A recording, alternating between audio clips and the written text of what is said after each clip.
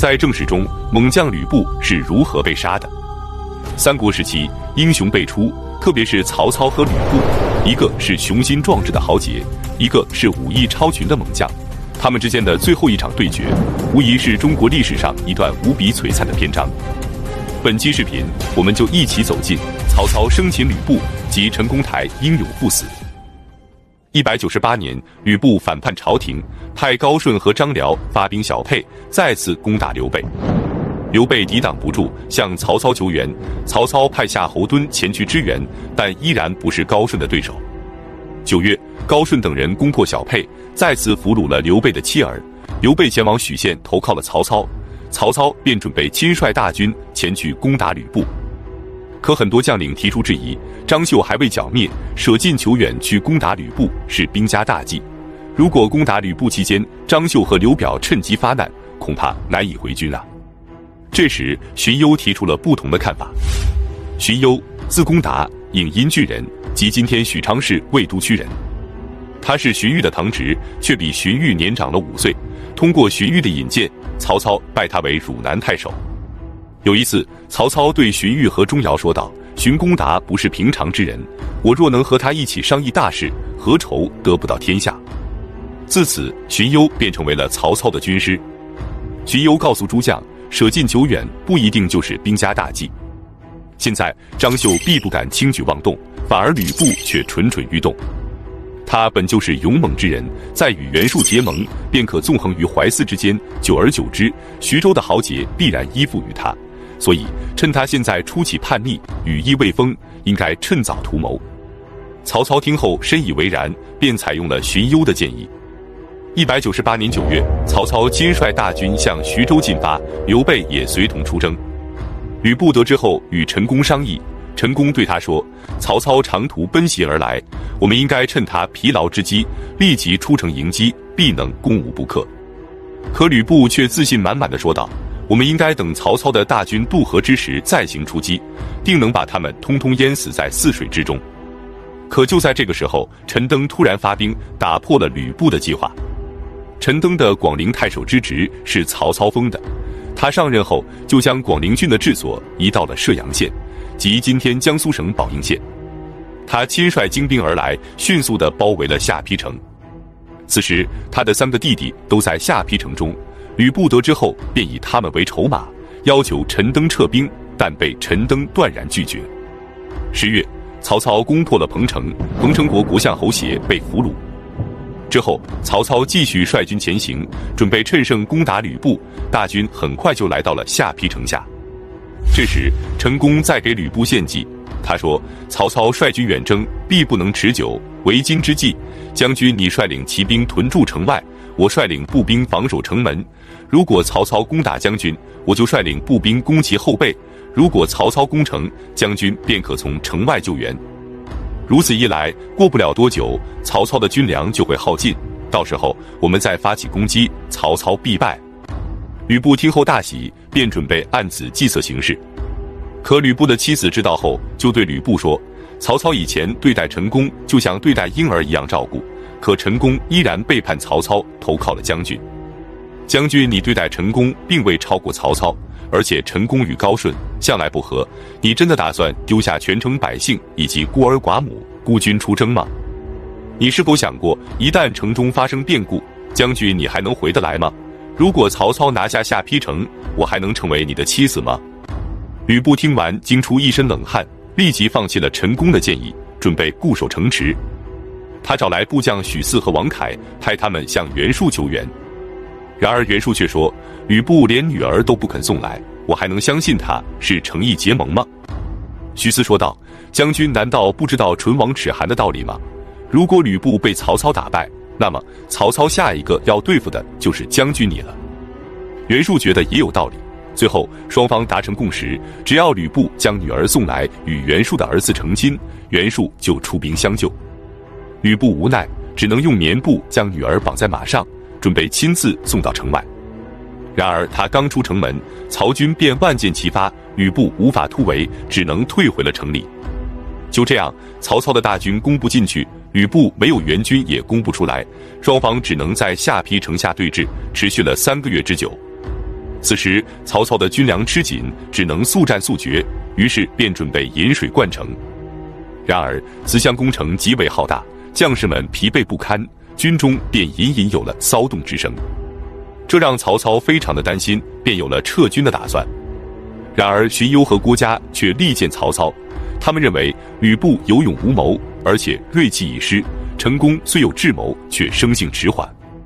现在吕布的士气尚未恢复，成功的计谋尚未定夺，如果趁机发起猛攻，吕布必败。曹操听取了他们的建议，亲自上阵鼓舞士气。1个月之后，终于将泗水引到了下邳城下。吕布站在白门楼上，望着滔滔巨浪，无计可施。随后他便向城下喊道：“你们别再围困我了，我这就到明公的面前自首去。”陈宫听后气得浑身哆嗦，怒骂吕布道：“逆贼曹操，算什么明公？你今日如果降了他，就是以卵投石，你觉得你还能保全自己吗？”吕布只能灰头土脸地回到了府邸。这时吕布手下的将领侯成，由于之前丢失了战马，刚刚又失而复得，其他的将领们便前来祝贺。侯成拿了一些酒肉先给吕布送来，结果被吕布怒骂道：“军中缺粮，我早已颁布了禁酒令，你们竟然还敢饮酒，你们是打算谋杀我吕布吗？”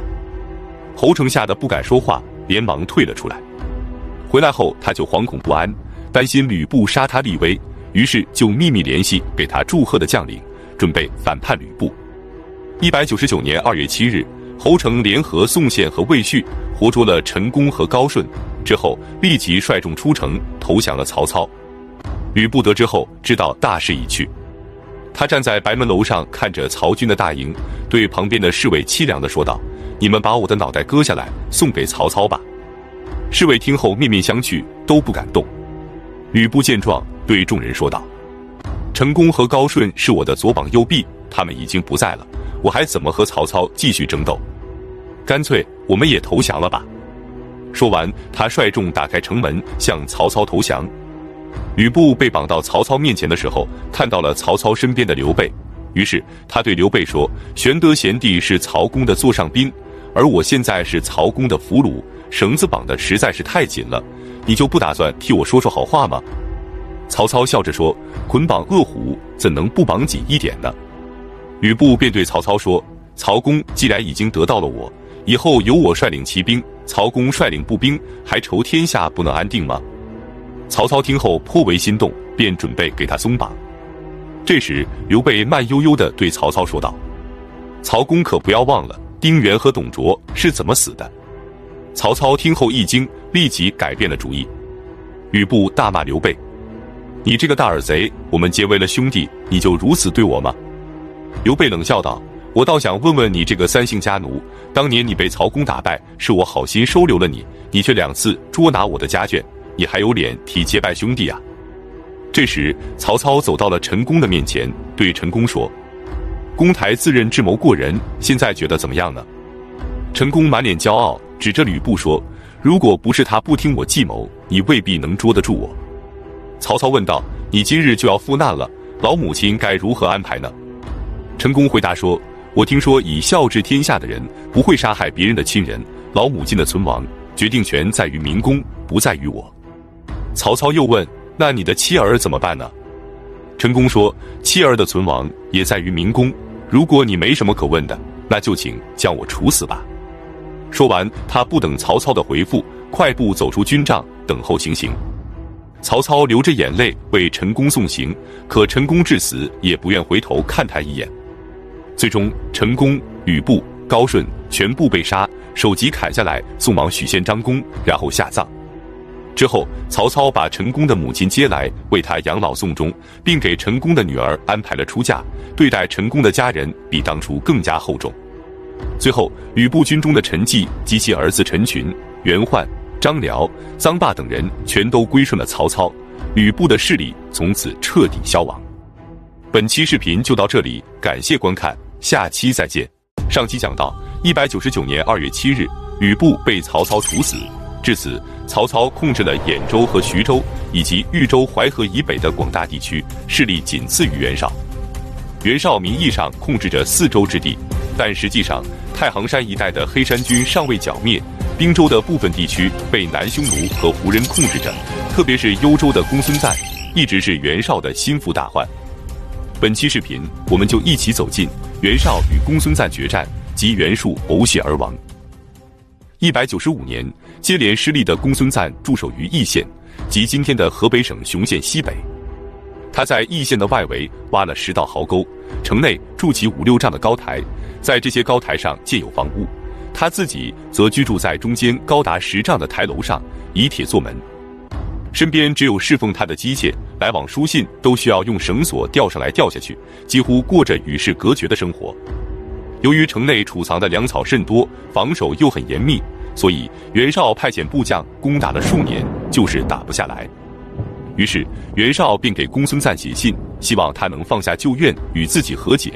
然而公孙瓒不仅没有答复，反而增强了守备。袁绍见和谈无望，便准备亲率大军前去征伐。198年，袁绍率领大军前往幽州，准备与公孙瓒决战。当大军走到界桥的时候，遇到了公孙瓒的一名别将，袁绍大军便迅速地将其包围。他自知抵抗不住，立即向公孙瓒求援。然而公孙瓒却并不打算派兵救援，理由是：如果我去救了他，以后其他的部将遇到强兵，便不肯力战，只想着求援；如果不去救他们，其他的将领们便会自我勉励。然而事实是，其他的部将明知自己抵抗不了袁绍，可又指望不上公孙瓒的支援，只能直接投降或者不战而逃。就这样，袁绍的大军顺利地来到了易县附近。这时公孙瓒才慌了，他连忙派遣自己的儿子公孙旭向黑山军求援。他的战术是，黑山军到达后，他便亲率大军冲出重围，在西南方向与黑山军会合，然后切断袁绍军的后路，向其发起猛攻。这时他的长史关敬劝谏他说：“你的部将已经各怀叛离之心，无力再战了。他们之所以还能固守，完全是因为他们顾惜自己的家乡老少。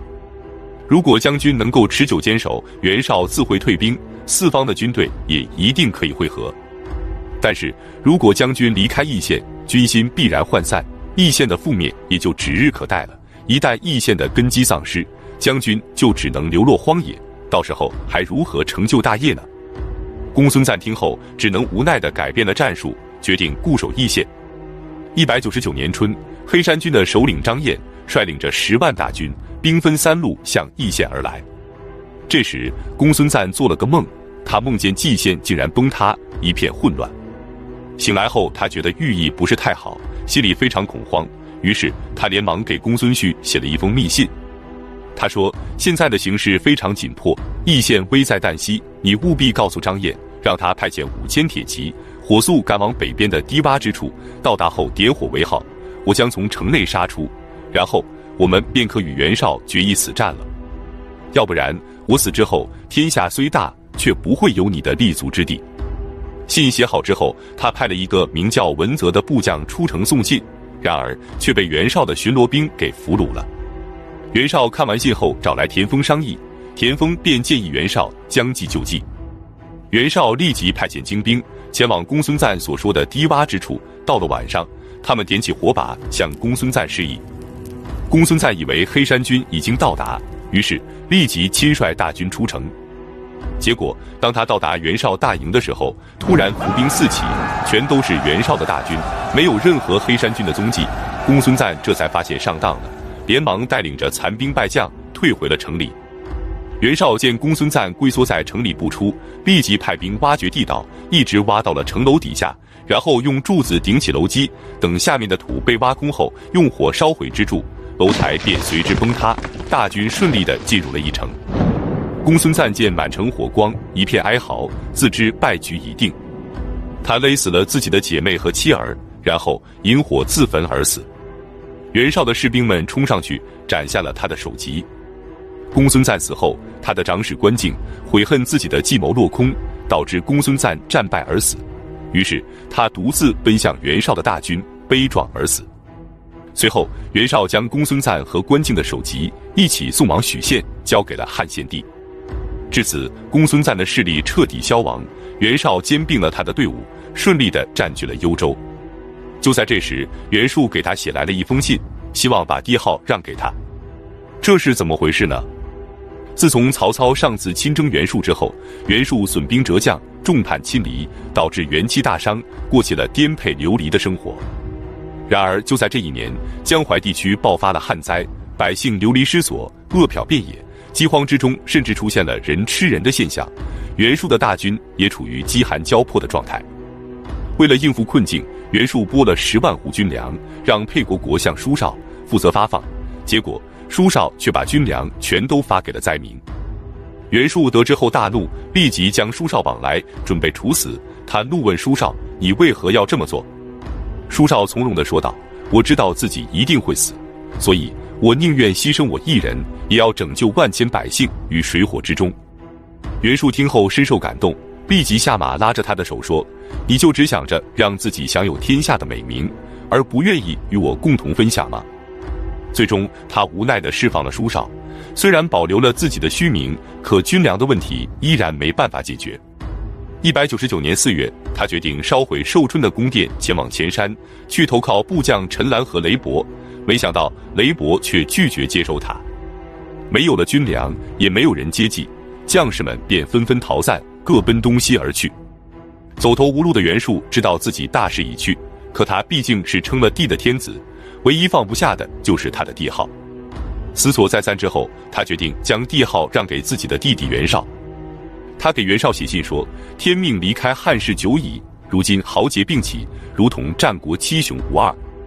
袁氏禀受天命，理应统治天下。你拥有4州之地，户口100万，谁与争锋？曹操虽想复兴汉室，可天命难违，定不可成。所以我决定将帝号送给你，望你珍惜。”之后，他一面派人给袁绍送信，一面率军准备前往青州，去投奔青州刺史袁绍的长子袁谭。再来看袁绍，他收到了袁烛的书信后，心里非常的矛盾。他有心称帝，但不知道部下们的反应，更不能自己提出，于是他就指使自己的主簿耿包去提。结果耿包刚说完，众人便群情激愤的反对，怒骂耿包是妖言惑众。袁绍见部下们态度如此坚决，只能下令杀了耿包，以绝非议，为自己开脱。这时袁术的举动已被曹操识破，他立即派遣刘备去拦截袁术。当袁术率领残兵到达下邳附近的时候，刘备突然率军出击，打断了袁术的进军路线。袁术无心恋战，只能立即率军退走。此时他的军粮快要耗尽了，全军只剩下了30斛麦屑。当他们走到江亭的时候，这里距离寿春只有80里路程。此时正是6月的酷暑时节，袁术想喝一碗蜜浆解渴，可军中已无法给他供应。袁术叹息良久，觉得郁闷至极。他43公，寿春称帝，可现在竟然落到了如此田地，想来想去，悲从心起，吐出一口淤血后，郁郁而终。袁术死后，他的女婿黄衣以及从弟袁胤担心曹操前来攻打，只能放弃寿春，带着袁术的棺椁及其妻儿老小，率领大军前往庐江郡，投靠了庐江太守刘勋。袁术的长史杨洪以及大将张勋则准备去投靠孙策，结果被刘勋率军攻击后全部俘虏。在此期间，做过东海国国相的徐求趁乱之际抢走了袁术的传国玉玺，然后前往许县献给了汉献帝。同年12月，孙策打败了刘勋，得到了袁术的所有家眷。他将袁术的儿子袁耀任命为吴国郎中，将袁术的女儿嫁给了弟弟孙权，袁耀的女儿则许配给了孙权的儿子。那么孙策是如何起家的？他的父亲孙坚死后，他和袁术之间产生了怎样的瓜葛？我们下期接着讲述。孙策，孙吴政权的奠基者之一。他的父亲孙坚战死后，他是如何在江东崭露头角的？他与袁术之间又有哪些恩怨纠葛呢？最后他是如何脱离袁术返回江东的？所谓的江东，具体指的是哪些地方？本期视频我们就一起走进江东小霸王孙策之脱离袁术。184年，孙坚在朱俊的推荐下，被任命为左军司马，参与讨伐黄巾军。此时长子孙策年仅10岁，次子孙权只有3岁，他们跟随母亲在寿春居住。孙策从小就锋芒毕露，在寿春居住期间结交了很多的名士，其中书县人周瑜更是慕名前来拜访。他们俩同岁，而且都是少年有志，于是俩人一见如故，相互推诚相待。189年，董卓乱政，天下英豪共同讨伐，孙坚便和袁术结盟征伐董卓。这时，周瑜便劝说孙策，让他携带着母亲和弟弟前往他的老家舒县，即今天的安徽省庐江县。到达舒县后，周瑜将临近大道旁的一处豪宅借给孙策居住。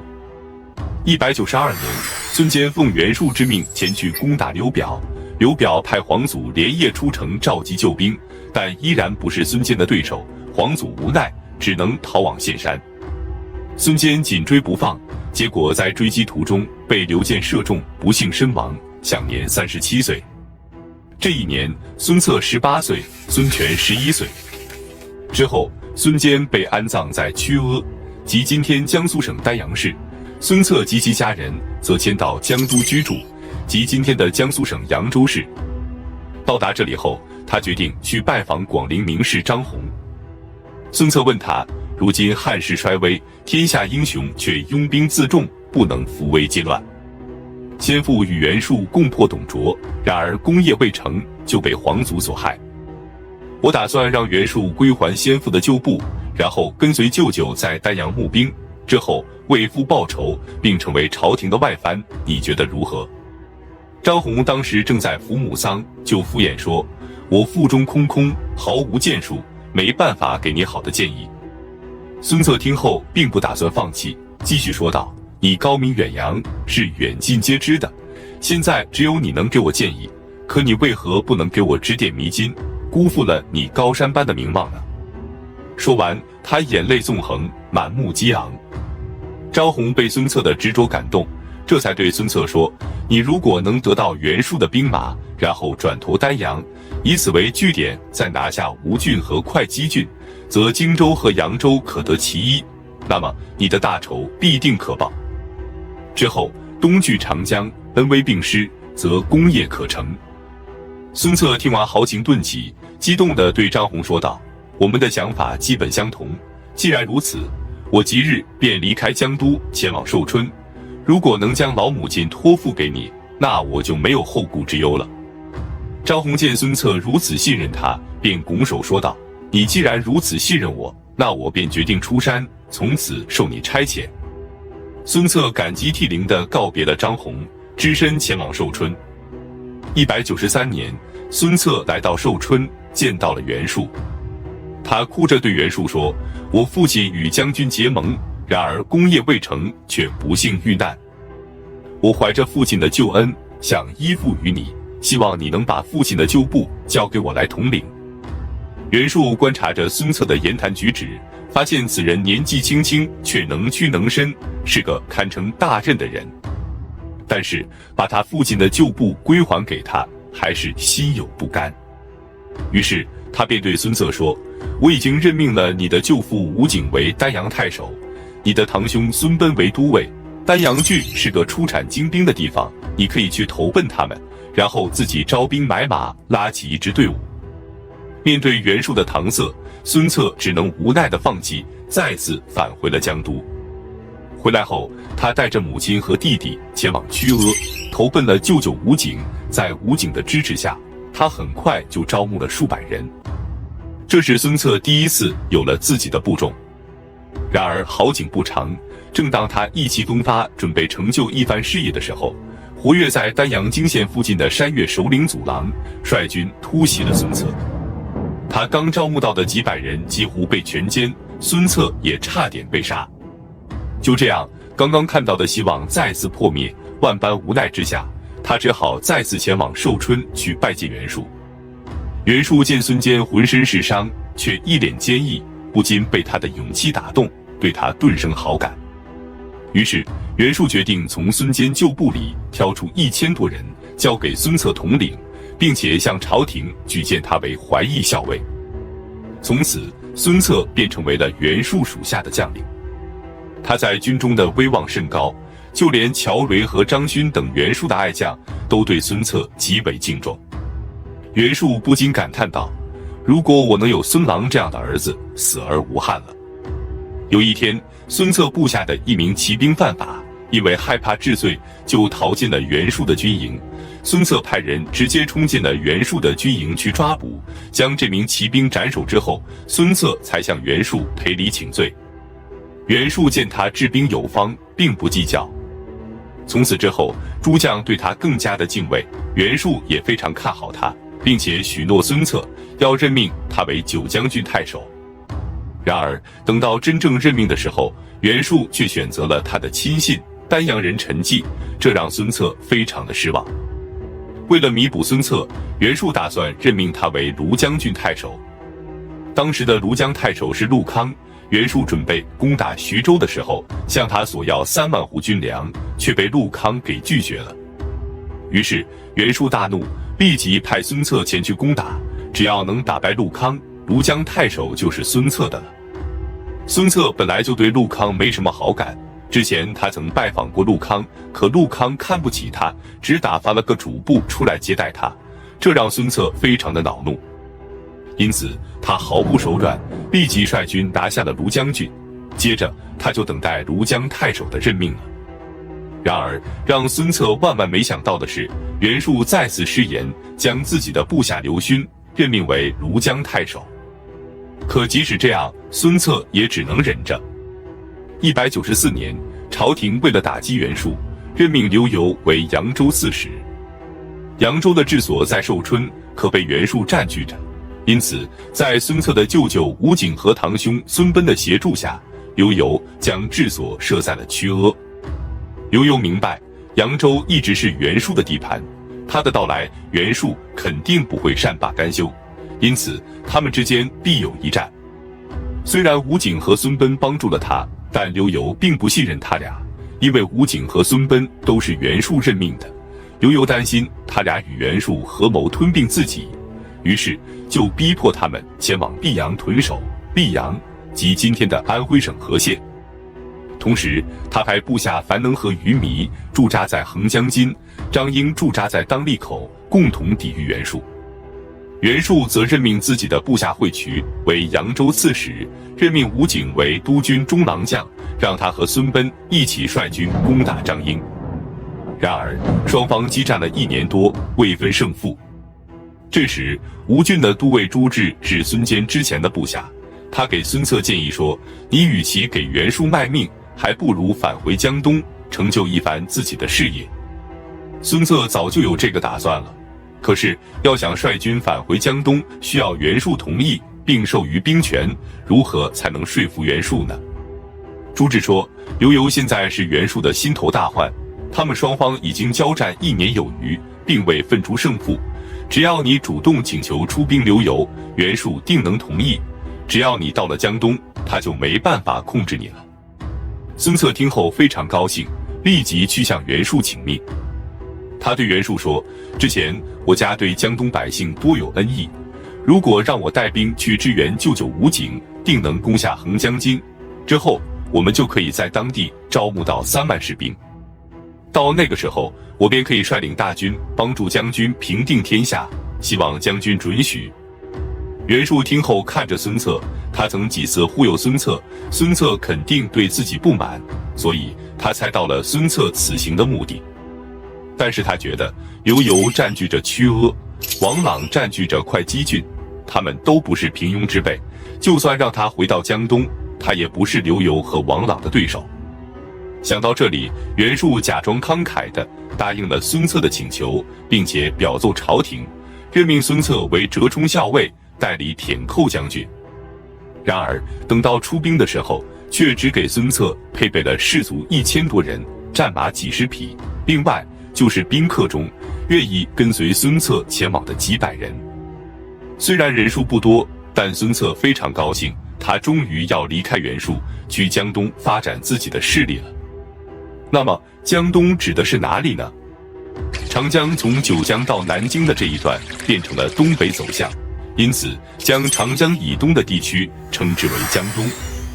但三国时期的江东并不仅仅指的是这块地方，而是把江东6郡统称为江东，分别是长江以东的丹阳郡和吴郡，长江以南的豫章郡、庐陵郡、会稽郡，以及长江以西的庐江郡。所以，江东只是笼统的地理概念，并不是行政划分。那么，孙策到了江东之后，能够打败刘繇和王朗吗？接下来迎接他的将会是怎样的挑战呢？我们下期接着讲述。